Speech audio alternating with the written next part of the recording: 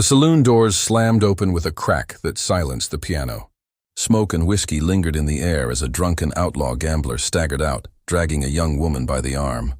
His grip left bruises blooming purple against her pale skin.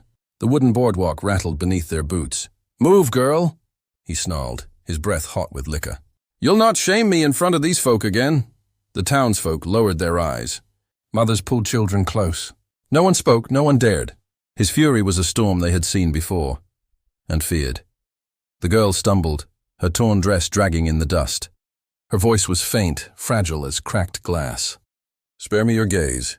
I carry enough shame." Her words carried down the street, softer than the wind, yet heavier than iron. She did not lift her head. She could not. The outlaw spat into the dirt, his face twisted in rage. "Shame? You were born shame. You're mine to break and mine to bury." He flung her down into the mud. Her knees scraped raw, blood mingling with dust. She tried to rise, but his boot pressed against her shoulder, pinning her there. The lantern light from the saloon flickered across his face, revealing a man hollowed by greed and rot. Inside, the piano man froze, hands hovering over the keys. A single glass rolled off a table, shattering on the floor, the only sound that dared break the silence. The girl's hair clung to her cheeks, wet with tears and dirt. She whispered again, trembling, "Please don't look at me. I don't want their pity." He leaned close, sneering into her ear. "Pity? They pity me for having you. Best remember that." With one last shove, he turned and staggered into the shadows, leaving her in the mud like something discarded. His boots echoed on the empty street, each step fading into the desert night. The crowd dispersed slowly, shame written on every face. No one reached for her. No one offered a hand. She pulled herself upright, body shaking, eyes locked on the dark horizon. The prairie wind swept dust across her face, whispering secrets of places far from here, places she had never seen, where perhaps she could breathe free. But tonight, under lantern light and cold stars, she stood alone, broken, branded, and already believing herself cursed.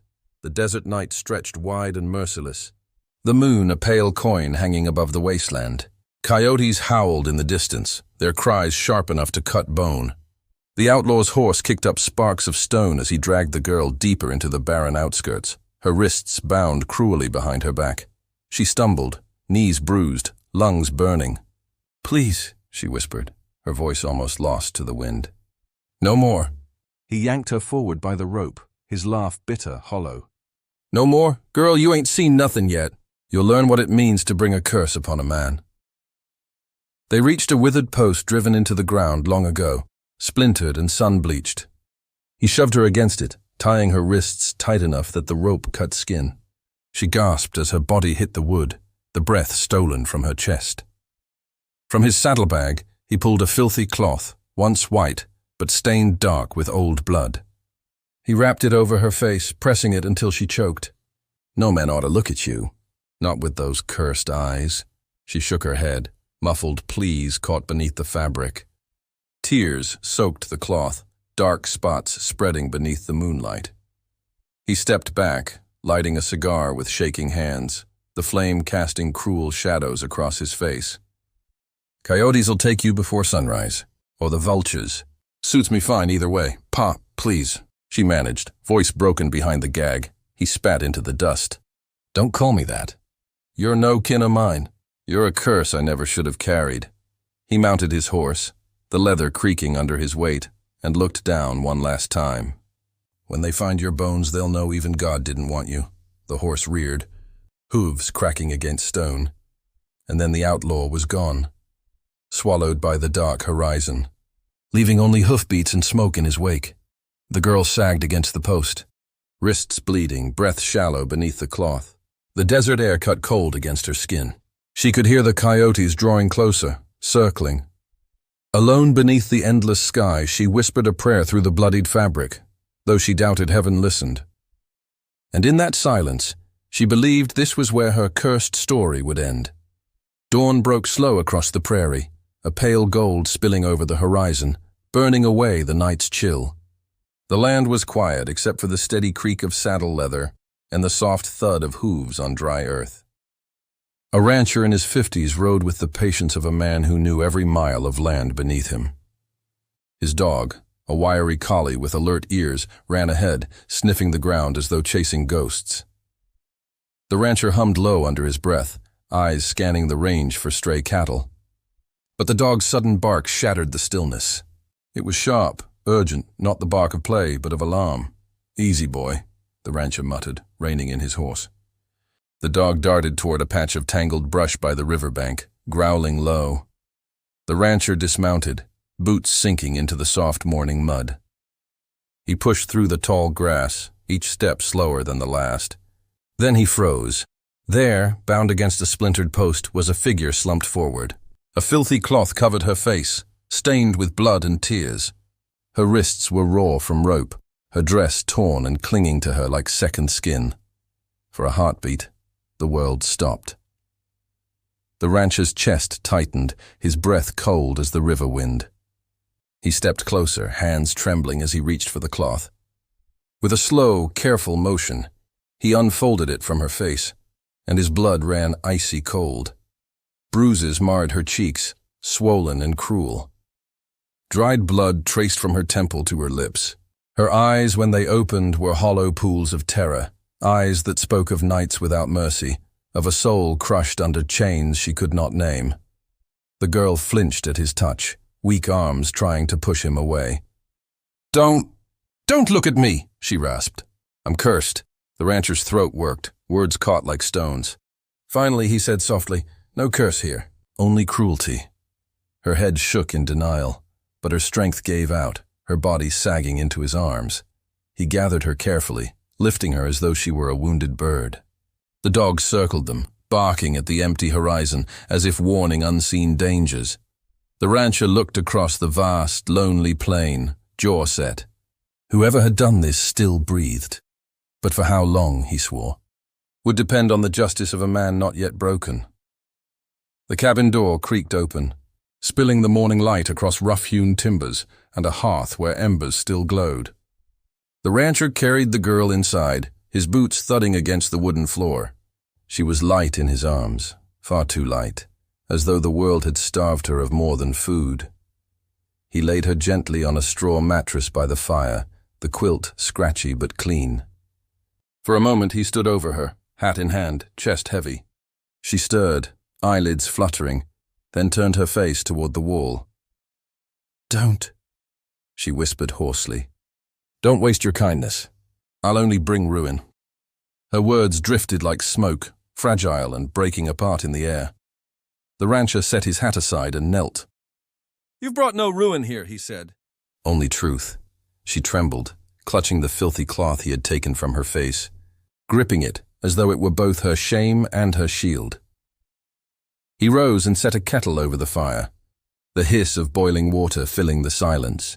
He tore strips of linen, poured steaming water into a basin, and began to wash the dirt and blood from her skin. The girl winced but did not pull away. His voice was steady, low like a hymn. "Wounds heal slow, but they do heal. You'll see." Her eyes flicked to him, uncertain, then away. "What if it's not the wounds on my skin, but the ones inside?" He paused, cloth dripping warm water between his fingers. "Then we'll tend those too, one day at a time." The firelight danced on the cabin walls, shadows shifting like restless spirits. Outside, the wind pressed against the shutters, rattling them as though the night still lingered. When darkness fell, she woke screaming. In the lantern's flicker, her eyes saw only the outlaw's face, her stepfather's shadow, looming, cruel. She thrashed, breath ragged, voice cracking. "Don't! Please, don't strike me again!" The rancher was beside her in a moment, his hand steady on her shoulder. "You're safe," he said firmly, grounding her in the present. "Ain't no one here but you and me. No one will lay a hand on you again." Her sobs softened. She clutched the quilt tight, eyes darting to the lantern light until the nightmare faded. And for the first time in years, though still trembling, she allowed herself to sleep in peace. The days passed slow, each sunrise painting the ranch in quiet gold. The girl moved carefully, her strength returning in fragile fragments. She swept the porch, fetched water from the well, though her eyes always lingered on the horizon, as if expecting shadows to ride out of the dust. That morning, The sound of hooves broke the calm. Heavy, deliberate, the rancher stepped from the barn, wiping his hands on a rag. His dog growled low, hackles raised. From the trail rode the outlaw gambler, his figure crooked in the saddle, eyes mean beneath the brim of his hat. He reined in hard at the ranch gate, spitting into the dirt. "There she is," he barked, pointing. "My property. Thought you could steal her, old man?" The girl froze on the porch, a bucket slipping from her grip, water spilling across the planks. Her breath caught as though the noose had found her again. The rancher's jaw tightened. He walked to the gate, slow, steady, his hand resting near the rifle slung across his back.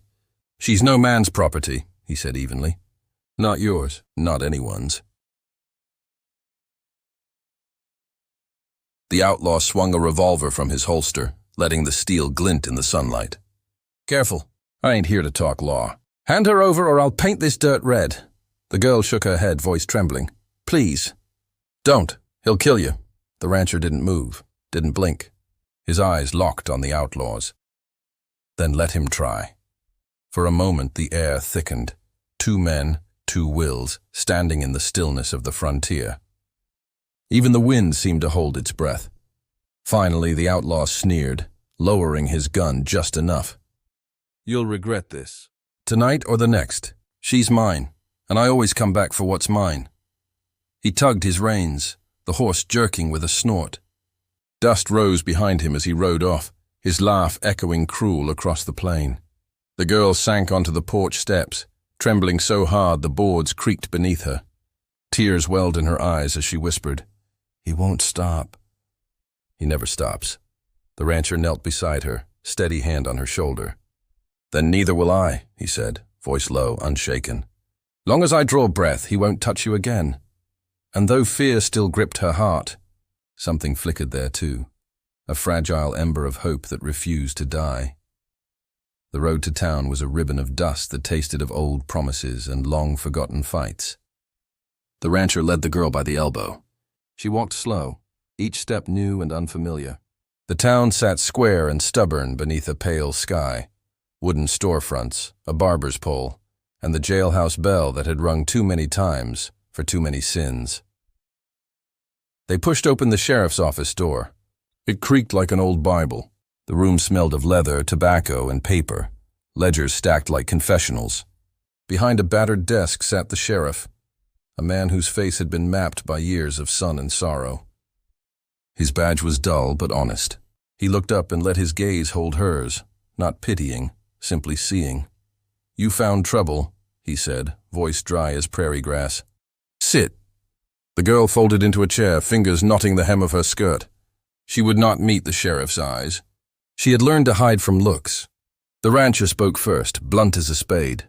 Found her bound out by the river. He left her for coyotes. The sheriff's jaw tightened. He called for witnesses, storekeepers, a preacher, a woman who ran the boarding house. One by one they stepped forward, their voices small and steady like the pluck of a guitar string. They told of the outlaw's debts, whispered about cards he'd thrown away when luck ran out. They named the slaps and the nights when doors were slammed and children were shushed. "I saw him drag her that night," the barber said. He swore the whole saloon quiet with his rage. "Never seen such hate. She'd come to me for bread," the boarding house woman added. He'd slap her for looking at another man. He'd laugh after, like it were a jest. The sheriff folded his hands, listening like a man weighing iron. His eyes found the girl at the back, small, bruised, holding herself like a thing unsure it deserved a place. He rose and walked to her, boots soft on the floor. "You ain't cursed," he said plainly. The words hit the room and settled. Curses die in the light of truth. "Ain't no law for a superstition," she flinched, doubt still clinging to her like burrs. "They'll say I brought this on myself." The sheriff set his palm on the desk firm. "Let 'em say what they want. I swear on this badge. Any man who harms you will answer for it." Hope, brittle and small as a match, flickered in her chest. The rancher watched it grow, an ember fed by another man's promise. Outside, the town clock struck noon, and somewhere beyond the windows the world kept spinning toward a justice that had finally been called.